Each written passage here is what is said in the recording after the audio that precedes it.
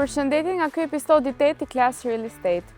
Në një treg ku ajo çfarë ofrohet jo gjithmonë përputhet me logjikën e shifrave, njerëzit të cilët marrëdhëniet i shikojnë jo vetëm si marrëveshje biznesi, por i dëgjojnë për t'i kuptuar, janë të pakët. Dhe një ndër to është pikërisht e ftuara e sotme, e cila ka ardhur në Class Real Estate të na tregojë se si në përgjithësinë e saj ndërlidh dy profile, atë si arkitekte dhe atë si agjente. Me mua është Migena Cara. Migena, përshëndetje. Përshëndetje, Cindy. Faleminderit që je në Class Real Estate me mua. Faleminderit ty shumë për mundësinë që më ke dhënë dhe për këtë intervistë që jam shumë e bindur që do të jetë shumë e bukur. Edhe unë dhe jam shumë e lumtur që dëgjuesit e klasit do të dëgjojnë si unë në takimin ton të parë, sepse ke shumë të mëson nga ti.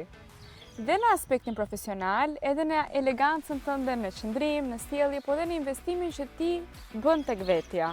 Unë e vlerësoj shumë se si ti një pjesë të edukimit tënd vazhdon dhe ja dedikon vazhdimisht trajnimeve, këtyre eksperiencave me profesionistët që ndajnë sekretet me ju.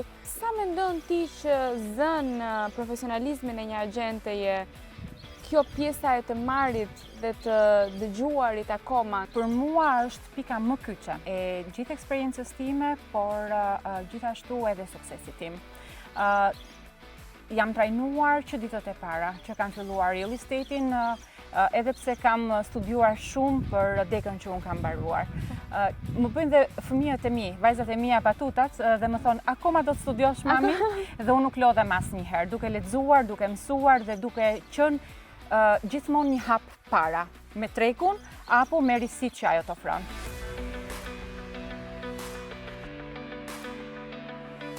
Unë e ceka pak. Ky është një treg që ndonjëherë mund të bëhet i ashpër në aspektin e shifrave dhe të mënyrës se si këto marrëveshjet e shitblerjes trajtohen ngushtësisht në aspektin profesional. Por një rol shumë të madh në këto marrëveshje duhet ta luajë edhe aspekti njerëzor, sepse në fund një çift, një familje që drejtohet tek Migena dhe do të blejë një pronë, do të blejë një shtëpi, po blen ambientin ku do të kalojë çdo sekondë të jetës së tij. Dhe mendoj që duhet dëgjuar për të kuptuar, sepse njerëzit kanë kriteret që kanë, buxhetin që kanë, kushtet. Sa të çalon kjo pjesë në tregun që ndodhemi sot? I dëgjojnë vërtet agjensitë klientët për t'i kuptuar? Komunikimi, Cindy, dhe përgatitja ime është pikërisht që të arrij dhe të kuptoj plotësisht kërkesën e tyre. Pa menduar kush do të jetë fitimi im më pas. Dhe këtë gjë e kam realizuar me anë të formimit që unë bëj gati çdo ditë. Dhe ajo që mungon sot në Shqipëri dhe që unë jam duke e mësuar ose jam duke u përgatitur jashtë trojeve të Shqipërisë, është pikërisht kualifikimi. Të kualifikosh një blerës, të kualifikosh një shitës, është gjëja më primare që ne duhet të bëjmë, sepse vetëm kështu neve do të arrijmë të kuptojmë dhe të tregojmë më njerëzor me klientin që ne kemi përpara. Një blerës është shumë i ndjeshëm. Një shitje, një apartamenti ku mund të kesh jetuar gjithë jetën, gjithashtu. Dhe duhet trajtuar me shumë kujdes.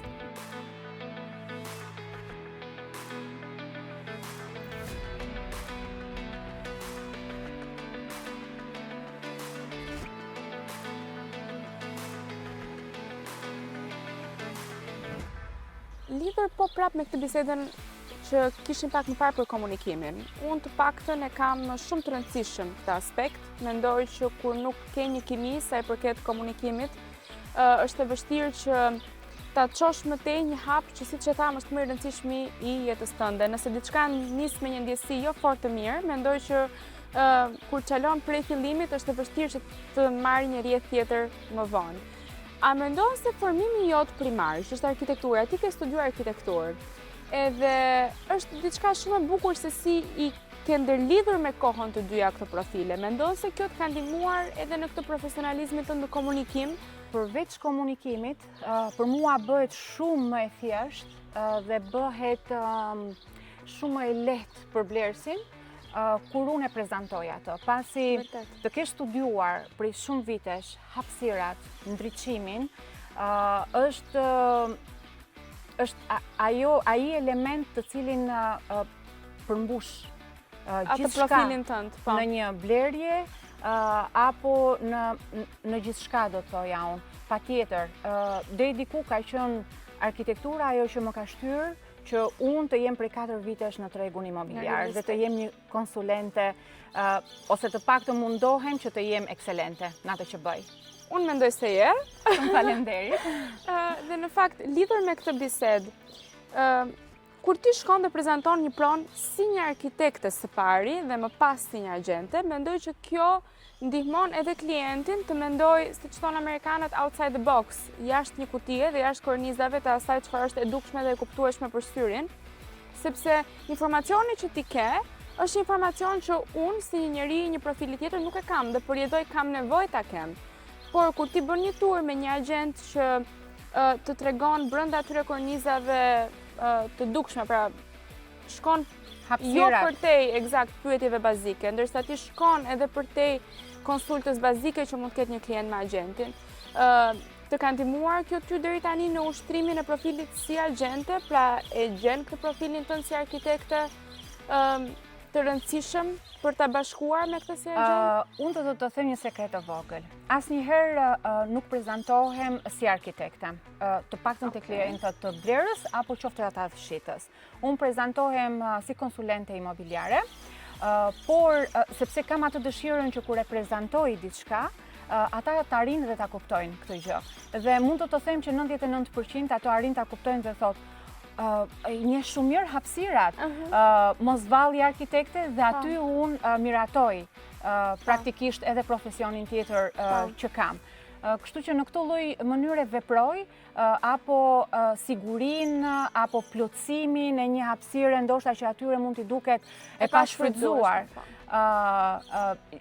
Gjithashtu, elementi im pak më i çuditshëm si konsulente imobiliare është që rëndësia që unë jap një apartamenti, një vile, apo çdo lloj tjetër që unë prone që mund të trajtoj, është gjelbërimi dhe si t'i jap jetë një balkon i bosh. Shumë e bukur kjo. Edhe në fakt, mënyra se si ne ndonjëherë dekorojmë hapësirat, unë mendoj që bën një ndryshim shumë të madh dhe thuaj se është një lojë përmendjen edhe se si ne më pas të shikojmë hapësirat në sensin e përmasave. Duke sikur një hapësirë dekoruar bukur dhe shfrytzuar në mënyrën më optimale, të krijon një përshtypje sikur është më e madhe. Ndodh kjo ndonjëherë që arkitektët e përdorin këtë aftësinë për të shfrytzuar në maksimum hapësirat edhe nga aspekti estetik. Krijon kjo një farë iluzioni për klientin ku hapësirat duken më të bollshme? Përpara se të nxjerr në treg një pronë të caktuar, ajo çka unë bëj me klientin shitës është pikërisht. Ndonjëherë e kam bërë edhe të ndryshoj hapësirën që ai ka, për t'i rritur ndoshta edhe vlerën e merituar që një pronë e caktuar mund të ketë. Po, e bëj shpesh me klientët shitës sesa blerës. Pra me ato që duan të shesin pronat e tyre. Pse e bën këtë me ato?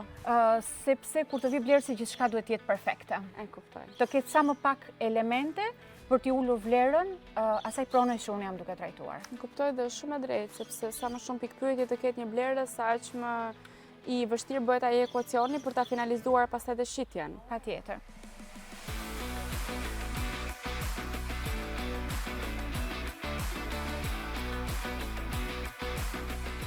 Migena, për sa i përket fillimeve të tua, ti ke studiuar në Itali, arkitekturë, siç e thamë, dhe mendoj që ky formimi që ti ke marrë aty të ka dhënë ndoshta një avantazh që disa konsulentë imobiliar këtu mund të mos e kenë, atë të krahasimit. Pra ti bën një krahasim sot të vetive që mund të shpërftuar aty profesionalisht me mënyrën se si aplikohen këtu në terren, në jetë, edhe si të ka ndihmuar kjo me stilin tënd, që mund të jetë shumë karakteristik, mund të jetë më i veçantë, më i rafinuar.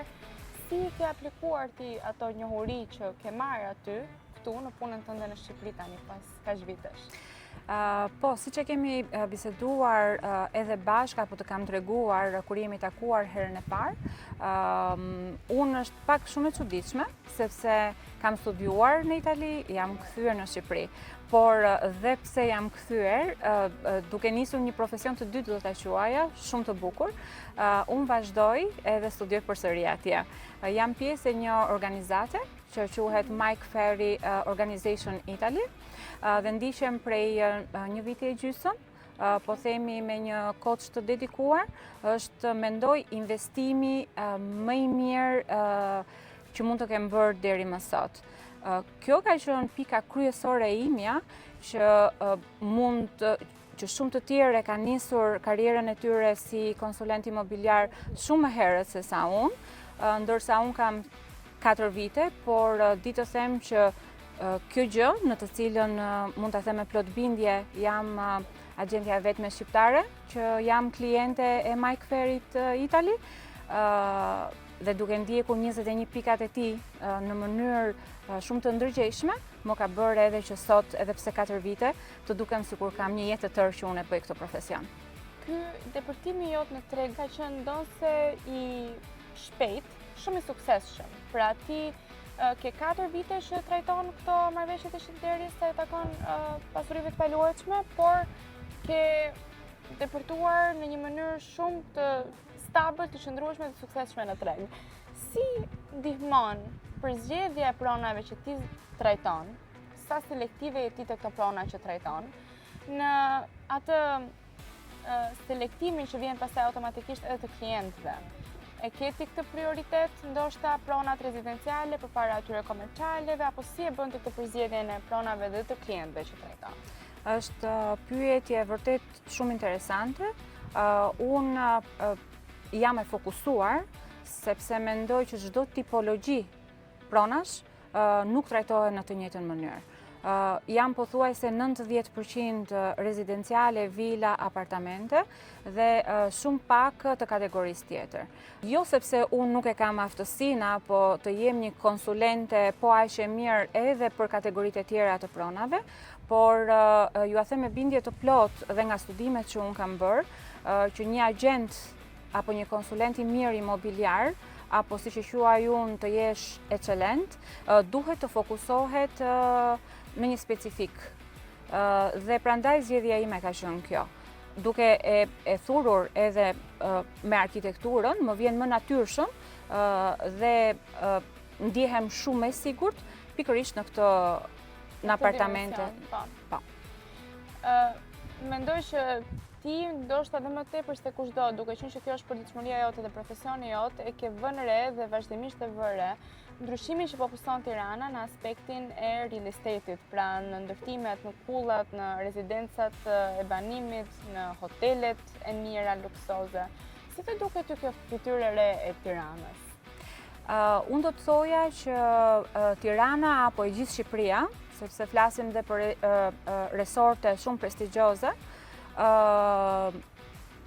i qëndron ky karakter. Pasi në vetvete, unë kam studiuar dhe temën e diplomës e kam pasur për në italisht i thojnë edificio alto ose kullat, dhe i njoh shumë mirë ato, i personifikon për një vend zhvillim.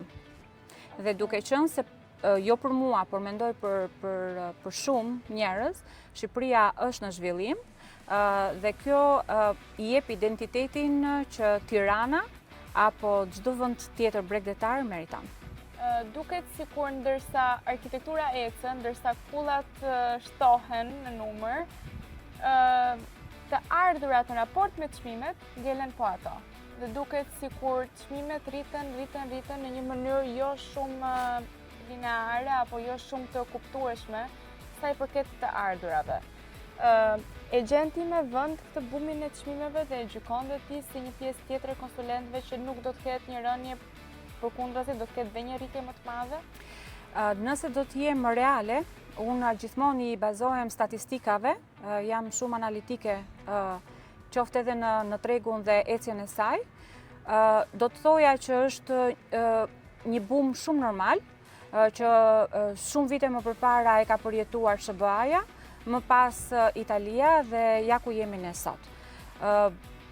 Gjithashtu, duke punuar çdo ditë dhe duke parë zhvillimin dhe kërkesën, do ta them me biljen të plot, edhe pse dikush është duke pritur që të plasja ajo fluska që flitet pothuajse çdo ditë në televizionet tona, duhet të presim edhe pak. Do të jetë shumë larg kjo gjë. Nuk mendoj që kemi çmime shumë të egzageruar, siç mund të kenë pasur shtete apo vende të tjera.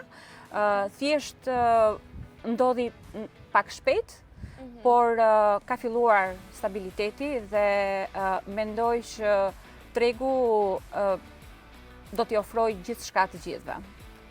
Si ka ndryshuar edhe në këtë aspekt tregut të zonave, të preferencës së njerëzve, pra ku i shikon ti më tepër të përqendruar sot derisa klientët që të ofrohen për të blerë një shtëpi?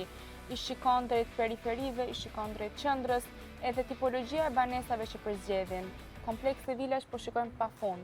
A janë vërtet ato të banuara apo janë si në çdo vend të botës ka kategori klientësh, po themi.